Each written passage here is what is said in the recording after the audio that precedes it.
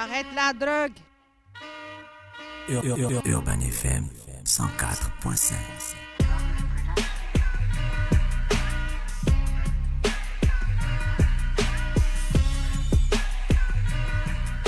Vous êtes sur les 104.5 d'Urban FM, la station urbaine, en ce samedi 28 août 2021. Il est exactement 9h36 et nous avons dans le studio Monsieur Fresnel Mambundu, responsable du concours d'éloquence interlycée La Voix des Jeunes pour le développement durable. Fresnel, bonjour. Bonjour Rokos. Comment vas-tu? Très bien, merci. C'est toujours un réel plaisir de te recevoir sur le plateau d'Urban Big Up. C'est toujours un honneur d'être invité. Tu sais que quand ça concerne la jeunesse et tout ça, nous on est très... On aime ça, on aime quand il y a des choses, des jeunes qui se passent parce que quand la jeunesse se refroidit, le reste du monde claque des dents, comme disaient certains. Exactement. Et moi je dis souvent que la jeunesse au Gabon c'est 70% de la population, Ouais. mais c'est 100% de l'avenir. 70% de la population et 100% de l'avenir. Alors, le concours d'éloquence interlycée, La Voix des Jeunes pour le développement durable, comment l'idée te vient? Alors l'idée me vient en fait en 2019, je pense qu'au mois de mai-juin, et puis on prend part en fait à l'atelier de rédaction du rapport quinquennal des ODD au Gabon. D'accord. Donc cet atelier en fait regroupe plus de 120 acteurs du Gabon, les ministères, la société civile, enfin tout le monde, les partenaires techniques au développement. Ouais. Et on veut savoir depuis 5 ans, donc de 2015 à 2019, comment est-ce que le Gabon a implémenté au niveau local les ODD. D'accord. Quel est l'impact, d'accord? Et là, ODD, on entend par là donc objectif de développement durable. Ça marche. Alors, ce qui ressort de tout le monde, sur un point c'est que l'on est tous d'accord, c'est qu'en 5 ans, les populations ne s'étaient pas appropriées les nouveaux enjeux et ça a rendu difficile justement l'implémentation. Donc par rapport à ça, ils font une recommandation que tout le monde doit mener des activités pour promouvoir les ODD auprès des jeunes, auprès des communautés, pour que tout le monde puisse s'approprier et contribuer à leur mise en œuvre. D'accord ? Et nous, en fait, on décide comme ça de concevoir un programme de sensibilisation, mais on sait que la sensibilisation classique, tu vois, là où il y a un sachant, et les apprenants, bien sûr, souvent ne marche pas forcément. Et on se dit, non, on veut sensibiliser les jeunes en les impliquant eux-mêmes, en les rendant eux-mêmes acteurs de leur sensibilisation. Et on se dit, quel est le meilleur format qu'on peut imaginer? On se dit donc c'est un concours, parce que le concours aura trois paramètres intéressants. Le premier, c'est que ce ne sera plus le sachant d'aller vers l'apprenant pour l'enseignant. Donc l'apprenant va aller vers le sachant pour chercher des informations. D'accord. Secondo, il va répéter son texte parce qu'il va l'écrire lui-même déjà. Il a pris des informations, il va l'écrire, il va le répéter. Donc il y a une dimension d'appropriation du message, d'appropriation du contenu. Et troisième chose, quand il a lui-même dit son discours devant les gens, donc il a pris un engagement, il y aura derrière directement justement cette manifestation qui va se découler naturellement en fait. Si j'ai eu un discours, je l'ai prononcé devant des gens, j'ai eu à tenir des propos, c'est naturel que derrière moi-même j'ai cet engagement, j'ai cette posture, j'ai ce comportement qui va avec. D'accord? Et donc on a justement conçu l'idée dans cet angle-là pour emmener les jeunes eux-mêmes à découvrir les messages, les enjeux, à s'y les approprier et avoir un engagement justement pour leur implémentation. On rappelle donc que le programme La Voix des Jeunes pour le développement durable est une initiative des organisations de jeunesse qui vise à faire participer les jeunes au processus de mise en œuvre des objectifs de développement durable. Exactement. Et susciter leur engagement pour la préservation de l'environnement. À quel moment l'idée d'un concours d'éloquence, enfin je veux dire, là tu as expliqué un peu ce qui pouvait être très intéressant pour les jeunes, pour l'apprenant vers le sachant, bien qu'avant on avait le sachant vers l'apprenant et tout ça, mais à quel moment est-ce qu'on définit, est-ce que toi tu définis avec ton équipe le concours d'éloquence? Pourquoi un concours d'éloquence alors que très souvent, et ça on va faire un gros big up à notre deuxième invité, Chef Ella, qui donc lui est président de l'association, de la Fédération gabonaise de poésie urbaine, très souvent on prend la poésie, tu vois, c'est-à-dire qu'on se dit, écoutez, vous allez écrire le meilleur texte de slam, ou la meilleure chanson, pour une thématique bien précise. Toi, enfin vous avez choisi un concours d'éloquence. À quel moment c'est l'éloquence qui parce que déjà toi et moi on est d'accord sur un principe, c'est qu'au commencement était là parole. Chez nous on dit le verbe. C'est la même chose. Donc ce qui était sûr, c'est qu'on voulait faire quelque chose autour de la parole. D'accord. C'était vraiment évident, c'est ça. On voulait vraiment que les jeunes s'expriment. Mais au-delà de tout ça aussi, il y avait justement cette situation qui fait que les jeunes souvent ne parlent pas, ne s'ouvrent pas, ne disent pas ce qu'ils veulent, quelles sont leurs craintes, quels sont leurs besoins, quelles sont leurs aspirations. On n'est pas vraiment outillé sur ces questions-là. Donc nous on s'est dit, en fait, on voulait vraiment que ce soit autour justement de la parole. Qu'est-ce qu'on peut faire pour que les jeunes aient la parole? D'accord. Et là, en fait, on a eu plusieurs brainstorming avec tout le monde, on a échangé, on a Et puis, c'est venu naturellement. On s'est dit, voilà, il faut faire un concours d'éloquence, il faut que les jeunes s'expriment avec éloquence, avec pertinence, pour montrer aussi à nos aînés qu'on est capable, nous, d'avoir du contenu, qu'on est capable, nous, de nous exprimer avec talent sur des sujets assez compliqués. Et voilà, c'est venu comme ça. Marrakech. Oui, j'aimerais savoir, je vais être parti sur la base de combien de candidats pour ce concours d'éloquence. Alors, cette année, la cible, c'était 16 lycées. 16 lycées. 16 lycées. D'accord. Et chaque lycée devait envoyer 2 représentants. Okay. Alors, dans la mise en œuvre, comment ça se passe? Ça se passe de mars à juin. Les lycées doivent implémenter un concours interne. D'accord. Un concours interne qui visait justement à identifier. Un concours d'éloquence aussi? Oui, en interne. D'accord, ok. Enfin, interclasse, qui visait à trouver 2 champions de l'école qui devaient venir la représenter à la finale à Libreville durant les vacances. D'accord. Voilà, donc ça se passe de mars en juin. Et le 1er août, on reçoit tous les candidats, ceux qui viennent des provinces, ceux qui viennent de Libreville, on les réunit tous au même endroit pour un programme de 2 semaines en accéléré. Quels étaient les critères de sélection des établissements pour envoyer les champions des différents établissements? Voilà, donc 2 critères ont prédominé sur le choix des écoles. Le premier critère a été la participation au concours précédent. Comme je disais, on a lancé le concours en 2019. Donc 2019-2020, c'était 2 années pilotes du programme. Et donc il fallait que ces écoles aient pris part au concours précédent. Pourquoi? Parce qu'en fait, il y avait déjà une base. D'accord? Il y avait une base déjà, c'était pas très nouveau, c'était plus compliqué d'aller encore vers des écoles là où tout est vierge, il fallait reconstruire encore. Donc on s'est dit, il faut prendre des écoles qui ont déjà le concept en elles. Donc on a pris 8 écoles sur ce critère-là. Et les 8 autres écoles ont été identifiées par rapport à la caravane nationale des ODD, implémentée par le PNUD, le Rocevac et Akewa Accélérateur. Donc cette caravane avait fait le tour du pays, dans les différents lycées, en province aussi, et implémenter des clubs ODD. Donc on s'est dit, on va nous aller sur cette base-là, dans ces écoles qui ont déjà reçu cette caravane, et nous appuyer sur ça pour pouvoir justement avoir derrière des écoles qui ont déjà le concept en elles et qui comprennent déjà les enjeux et qui voilà, c'était plus simple pour nous. Fred, de faire comme Monsieur, ça. vous avez reçu une bonne tranche de jeunes. Est-ce que c'était pas compliqué pour vous de les recevoir, sachant qu'ils sont jeunes? Est-ce que les parents sont allés dans votre sens facilement? Et comment est-ce que ça s'est passé? Et surtout, est-ce qu'ils ont pris la mesure du concours? Oui. Alors, faut le dire ouvertement, c'était plus simple pour nous avec les parents qu'avec le gouvernement. D'accord. Okay. D'accord. Ok. Oui, il faut le dire, c'était moins contraignant. Les parents ont très rapidement compris les enjeux. Ils ont très vite eu envie que leurs enfants prennent part. Exact. Bon, entre parenthèses aussi, il faut le dire, c'est que les jeunes eux-mêmes, puisqu'ils avaient déjà été contactés depuis leur lycée, ils ont servi de relais auprès des parents. Donc c'était plus simple pour nous auprès des parents parce que les jeunes avaient fait un travail en amont. D'accord. Donc il faut dire que les jeunes eux-mêmes avaient déjà dit aux parents que voilà, on a un concours qu'on a intéressé, et puis les parents eux ils ont adhéré plus facilement. Par contre, c'était plus contraignant avec la partie gouvernementale et les partenaires techniques et financiers parce que des questions de vaccination sont revenues, des questions de contexte sanitaire sont revenues. La mobilisation de ressources, c'était très compliqué. Exact. Voilà, il faut le dire qu'ils sont là, ils vont peut-être vous le dire eux-mêmes qu'à un moment donné, on a été obligé d'aller sur des moyens de bord pour pouvoir implémenter le concours, tu vois. Mais c'est justement dû au contexte ambiant dans notre pays qui a compliqué un peu les choses. Oui, pour avoir des autorisations, c'était compliqué. Pour avoir l'aval d'un X ou d'un Y, c'était compliqué. Donc, voilà. Mais j'aime à dire que lorsque les jeunes sont déterminés, les choses se font. Exactement. En général, quels sont les thèmes qui ont été évoqués pendant ce concours? On rappelle qu'on est avec Fresnel, mais on a aussi Eunice et Paul qui, elle, l'une est donc championne et l'autre est finaliste. L'une des finalistes aussi est avec nous et elles prendront la parole dans quelques petites minutes. Les thèmes. Voilà, donc les thèmes ont tourné autour du développement durable, globalement. Donc ce qui était fait, c'est qu'on leur a demandé à chacun d'identifier parmi les 17 ODD ceux qui les portaient à cœur. Enfin, voilà, donc une fois c'était fait, ce sont eux-mêmes qui ont défini leur thème par rapport à leur ODD. D'accord. Voilà, et par rapport à ces thématiques-là, ça c'est pour la finale. Donc par rapport à leur ODD et au thème qu'eux-mêmes ont défini, ils ont dû faire un discours, ils ont dû faire un texte, et à la finale, ils ont dû faire un mini-projet.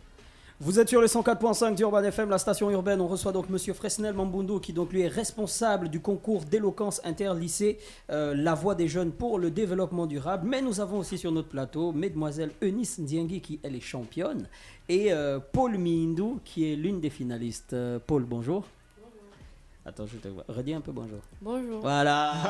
Ah, c'est bon. Comment tu vas, Paul? je vais bien. La forme? Oui. Alors, toi, tu es finaliste. Tu représentais quel établissement? Lycée d'application Nelson Mandela. Lycée d'application Nelson Mandela, lycée du mythe. Mon gars. Quand on était petit, on avait mal peur des gens qui apprenaient là-bas.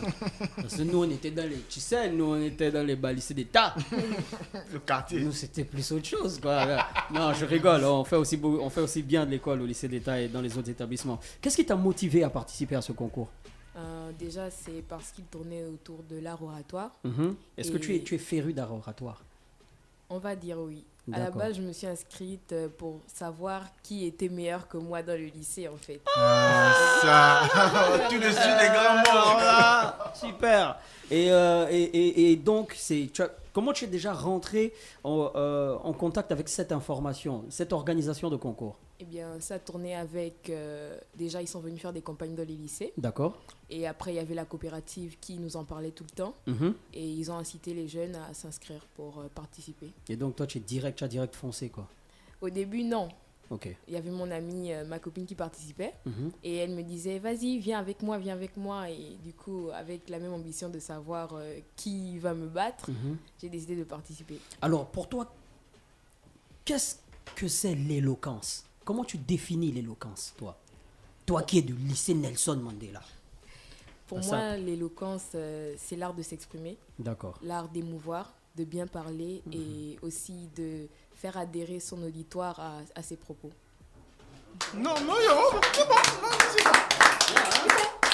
Bah, attention quand même, à côté de Paul Mindo, on a mademoiselle Eunice Ndiengue qui, elle, est la championne. Hein, c'est ça, Fresnel? C'est ça. Elle est la championne. Eunice, bonjour. Elle a coiffé tout le monde. Ouais. Bonjour, bonjour. Comment ça va, Eunice? Ça va, merci. La forme? Tranquille. Ok. Toi, tu représentes donc le lycée français Victor Hugo, c'est ça? Mhm. Qu'est-ce qui t'a motivé? Les mêmes questions qu'à Paul. Qu'est-ce qui t'a motivé à participer à ce concours d'éloquence? Je suis venue parce que j'étais curieuse. D'accord. Simplement par curiosité. On m'a dit... Essayez oui, de parler un peu plus fort, hein, pour qu'on vous écoute bien là, parce qu'il y a des auditeurs qui vous écoutent pas bien apparemment. Ok. Alors on m'a dit, il y a un concours d'art oratoire qui se déroule sur Libreville. Est-ce que tu veux participer? Mhm. J'ai dit ok. Je suis partante. Est-ce que toi aussi tu es féru d'art oratoire à la base? D'art oratoire, oui, d'une certaine manière, parce que j'aime beaucoup les arts du spectacle. D'ailleurs, je fais théâtre, donc c'est aussi un autre point qui m'a motivée à participer. Mhm. D'accord. Et pour toi, la même question qu'à Paul, que représente l'éloquence pour toi? Est-ce qu'aujourd'hui, c'est important d'être éloquent dans notre société? Ah oui, c'est très important d'être Ça nous éloquent. sert à quoi d'être éloquent? Eunice, à quoi? Il y a un gars, il parle pas bien, il a l'argent. Eunice, il parle pas bien, le mec. Oui, mais bon, on va dire, il parle pas bien, il a l'argent. Les gens Oui. suivent l'argent, ça c'est Ouais, facile, on ouais. sait. Mais les banous autres là, Ouais. qu'on n'a pas l'argent.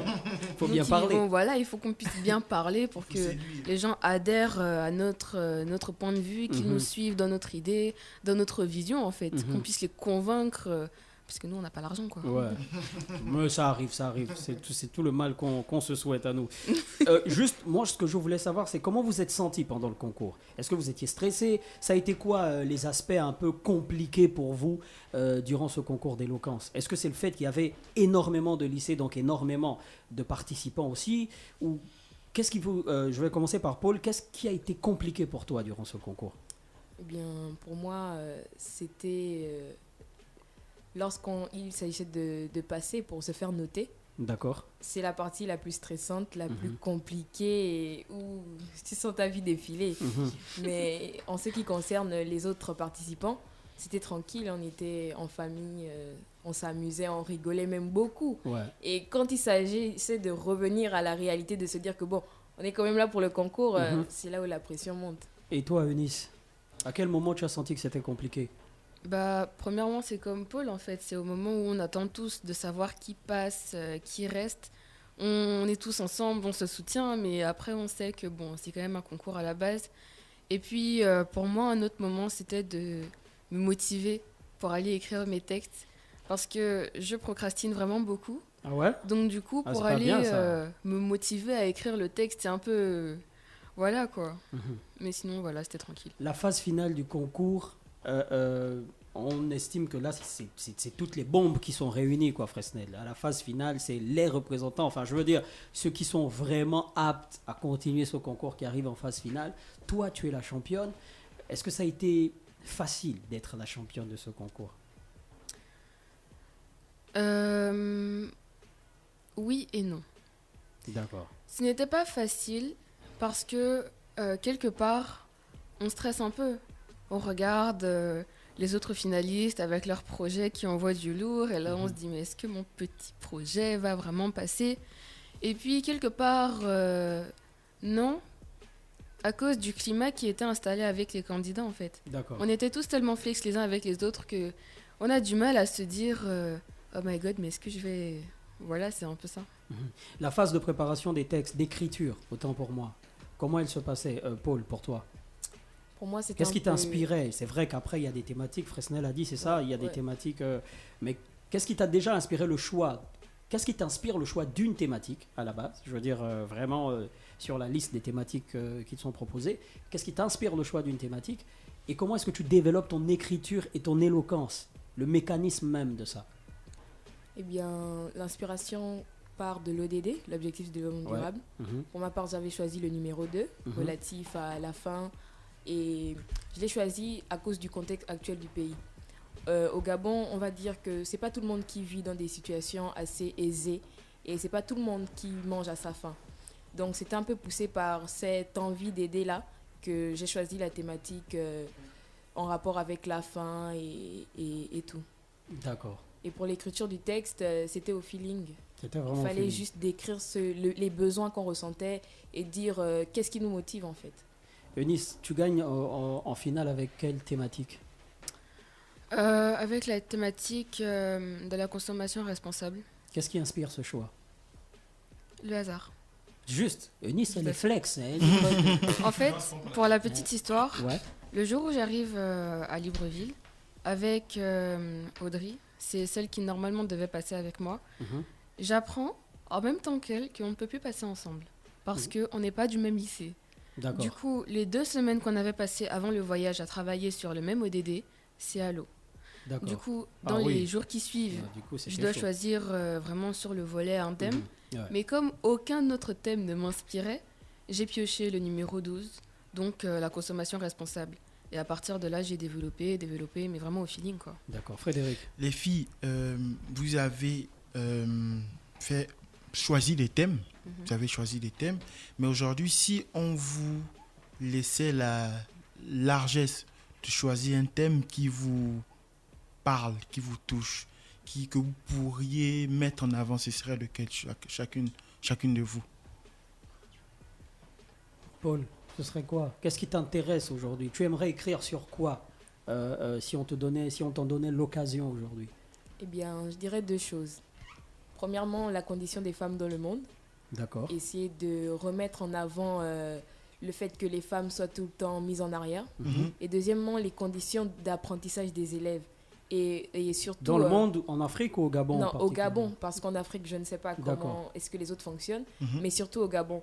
Parce qu'on se rend compte qu'il y a beaucoup de règles dans nos établissements qui, au lieu de nous laisser nous épanouir, Mhm. nous encombrent et nous empêchent de s'exprimer, de laisser libre cours à notre créativité. Mhm. Donc c'est surtout pousser ce problème-là. en avant. D'accord. Eunice, ce serait quoi pour toi?